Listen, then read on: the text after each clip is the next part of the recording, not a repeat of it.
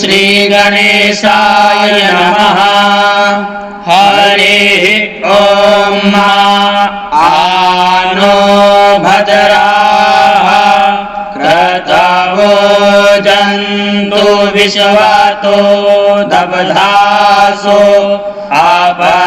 अपरीतास उद्भिदाः देवानो जथा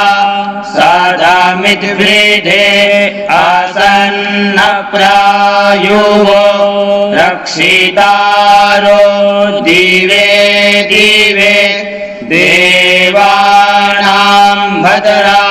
सुमतिर्नियूयतां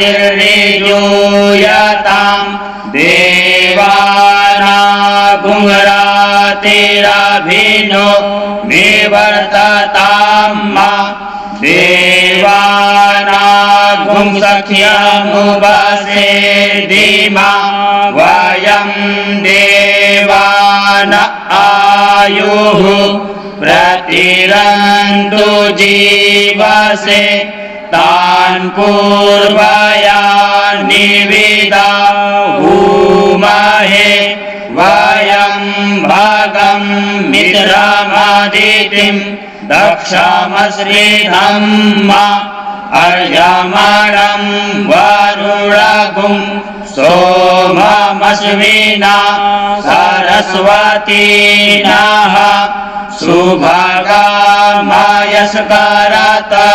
तन्नो वातो मयो भुवातु भेखजं तन्माता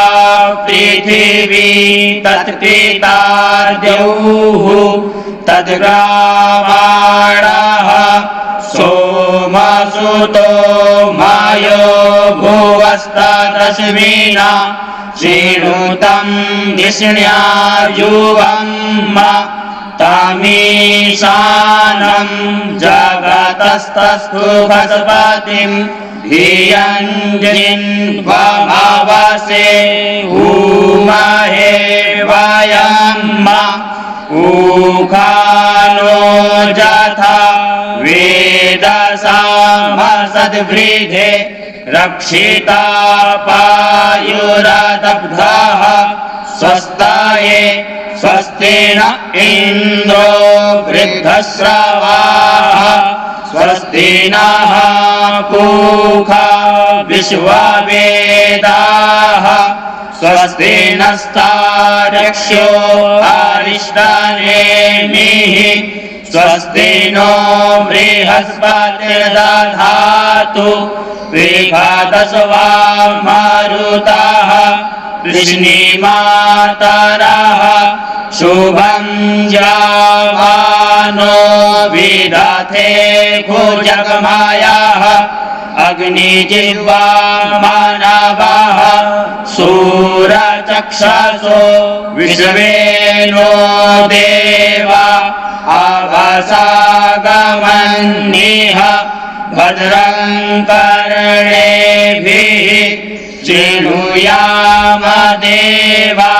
भद्रं पश्येमाक्षभिर्जत्राः स्थिरैरङ्गैस्तुष्ट्वा गुंशस्तानुभिर्व्यसेमहि देवहितं जदायुः शतमिन्नु शरदो अन्दिदेवा जठरा नश्चकरा जारसं तनूनां पुत्रासोर्जत्रा पितरो भवन्ति मानो मध्यारीरिभता युर्गन्तोः आदितिर्द्यौरादितिरन्तरिक्षमादितिर्माता स पिता स पुत्रः विश्वे देवा आदितिः पञ्चजना आदितिर्जातमादितिर्जानित्वं द्यौः शान्तिरन्तरिक्षभुं शान्तिः पृथिवी शान्तिरापः शान्तिः शान्तिरोषधयः शान्तिः वनस्पतयः शान्तिर्विश्वे देवाः शान्तिर्ब्रह्म शान्तिः सर्वगुं शान्तिः शान्तिरेव शान्तिः सामा शान्तिरेधि जतो यतः समीहसे ततो नो अभयं कुरु सन्नः कुरु प्रजाभ्यो भयं नः पशुभ्यः गणानात्वा गणपतिगुं हवामहे प्रियाणान्त्वा प्रियपतिगुं हवामहे निधीनान्त्वा निधिपतिगुं हवामहे वसो मम अहमजानि गर्भधमा त्वमजासि गर्भधम्म अम्बे अम्बिकें बालिके न मानयति कश्चन सस्त्य स्वकः शुभद्रिकां काम्बीरवासिनीं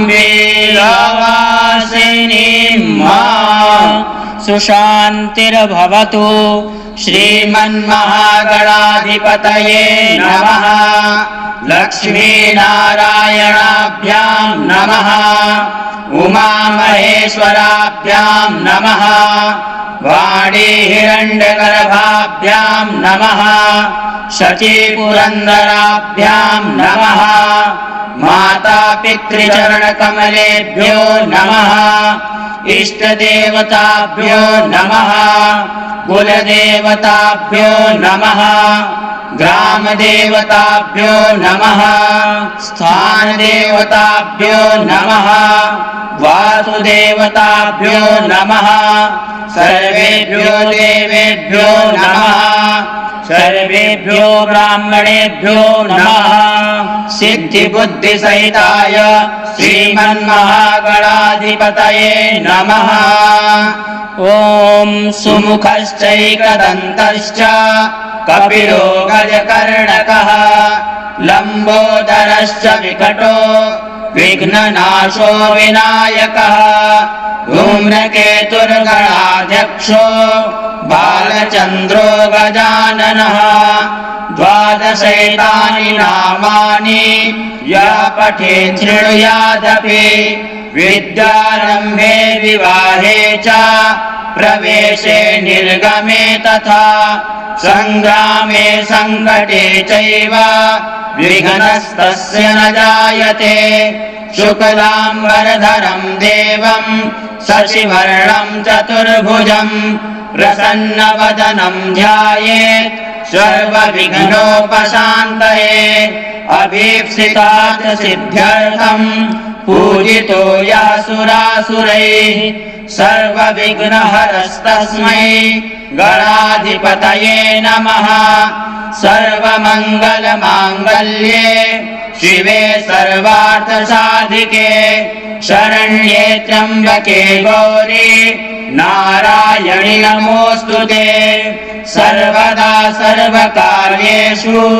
नास्ति तेषाममङ्गलम् येषां हृदिस्थो भगवान् मङ्गलायतनो हरिः तदेव लग्नं सुदिनं तदेव ताराबलं चन्द्रबलं तदेव विद्याबलं देवबलं तदेव लक्ष्मीपते ते वियुगं स्मरामि लाभस्तेषां जयस्तेषां कुतस्तेषां पराजयः येषामिन्दीवरश्यामो हृदयस्थो जनार्दनः यत्र योगेश्वरः कृष्णो यत्र पार्थो धनुर्धरः तत्र श्रीर्विजयो भूतिर्ध्रुवा नीतिर्मतिर्मम अनन्याश्चिन्तयन्तो माम् ये जनाः पर्युपासते तेषाम् नित्याभियुक्तानाम् योगक्षेमम् वहाम्यहम् स्मृते सकलकल्याण भाजनम् यत्र जायते पुरुषम् तमजम् नित्यम् व्रजामि शरणम् हरिम् सर्वेष्वारम्भकार्येषु त्रयस्त्रिभुवनेश्वरा देवादिशन्तु नः सिद्धिम् ब्रह्मेशान जनार्दना विश्वेशम् माधवम् ढुण्डिम् दण्डपाणिम् च भैरवम्